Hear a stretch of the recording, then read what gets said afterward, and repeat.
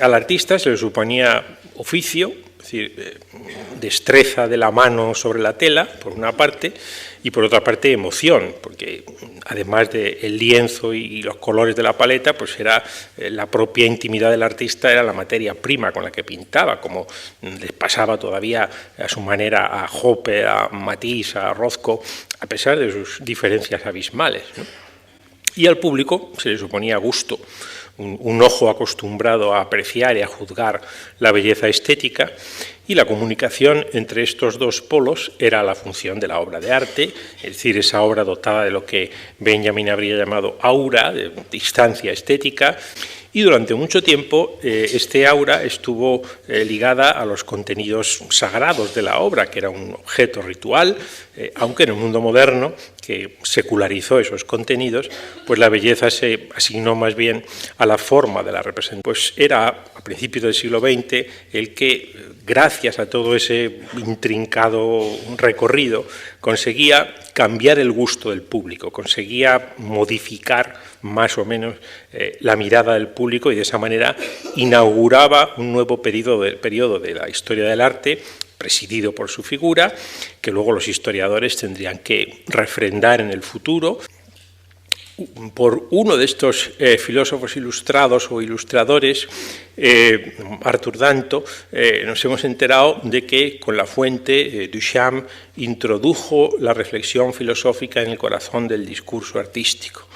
Que La Fuente es una estructura de significado que requiere comprensión espiritual, o que plantea profundas cuestiones filosóficas que los filósofos ignoraban antes de Duchamp, o que La Fuente revolucionó la comprensión filosófica de la obra de arte. Bueno, aunque admitiéramos estos argumentos, tendríamos que preguntar, ¿y cómo es posible? Porque esto no había pasado nunca antes, ¿no? Nunca en la historia había pasado una cosa así. ¿Cómo es posible que se haya ampliado de tal modo el concepto de arte, de hecho, ampliado hasta el punto de no conocer ningún límite? Pues la causa fundamental de que además sea una disputa interminable y una disputa indecidible, que casi se nota a simple vista que lo es que cuando el pueblo grita ante La Fuente que no es arte y las instituciones museísticas le llevan la contraria con ayuda de los críticos, afirmando que sí, que es arte, pues los dos tienen razón. Y eso solo es posible porque, aunque ninguno de los dos lo sepa, no están hablando de la misma obra. O sea que, como habría dicho Bergson, hay dos fuentes. Y las vamos a llamar duchampianamente la fuente número 1, la de 1917, y la fuente número 2, la de 1950.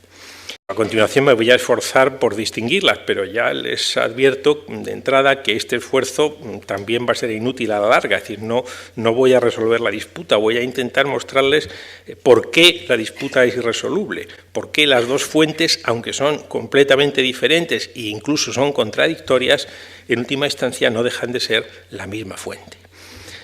Pero bueno, si nos ponemos a salvo, digamos, del influjo de Cécile B. DeMille y pasamos revista, como hemos hecho un poco, a las fechas secretas de la historia, pues tenemos que reconocer que hay una diferencia fundamental entre la fuente número 1 y la fuente número 2.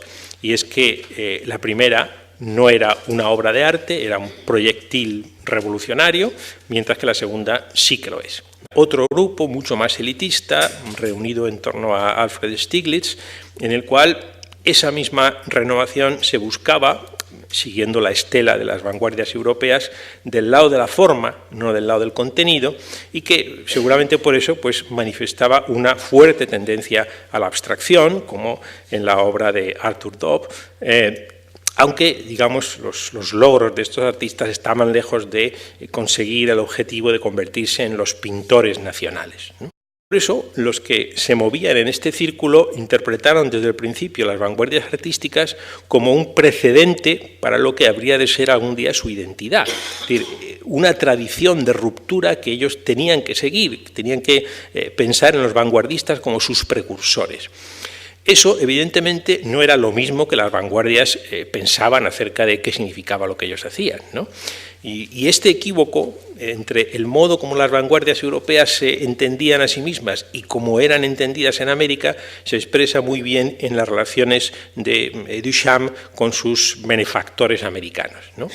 Ellos veían en Duchamp al autor del desnudo, ¿no? Alguien que podía instruirles sobre el modo de relevar a los europeos en la hegemonía estética. Así que cuando Duchamp empezó a hacer esas declaraciones tan americanistas en los periódicos americanos, decía, la pintura europea está muerta, América es el futuro, ellos entendieron, o quisieron entender, que eso significaba: ahora es el momento del arte americano, ahora es el momento de la pintura americana. Tomamos ese esquema que antes les he dibujado acerca de cómo era el trayecto establecido para que un artista llegase al gran público mediante su obra, pues notaremos que si uno quiere dinamitar ese esquema, es fundamental en el terreno de los contenidos sustituir el objeto sagrado por un objeto profano de origen industrial, obtenido del comercio, preferiblemente de unos grandes almacenes, como un botellero.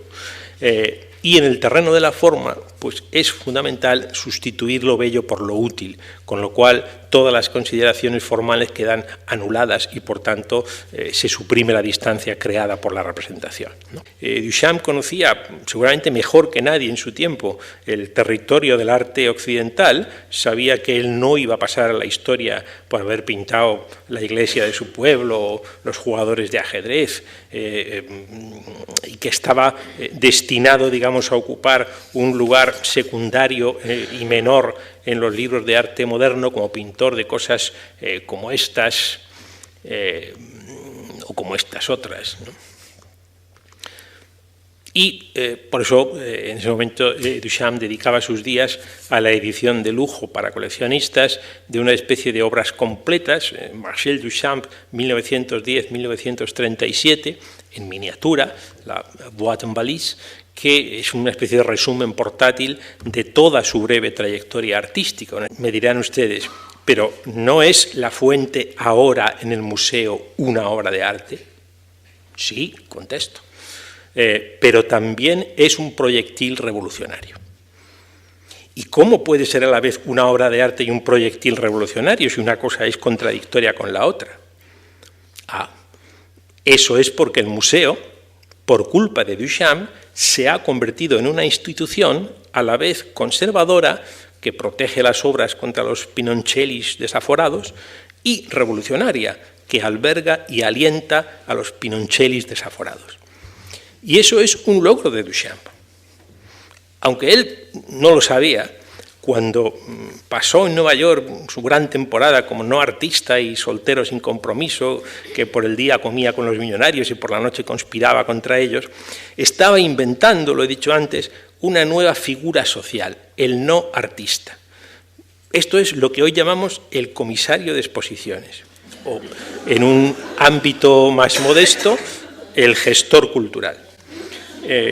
Las actividades a las que se dedicaba Duchamp en Nueva York son exactamente las que hoy constituyen el quehacer de los comisarios de exposiciones.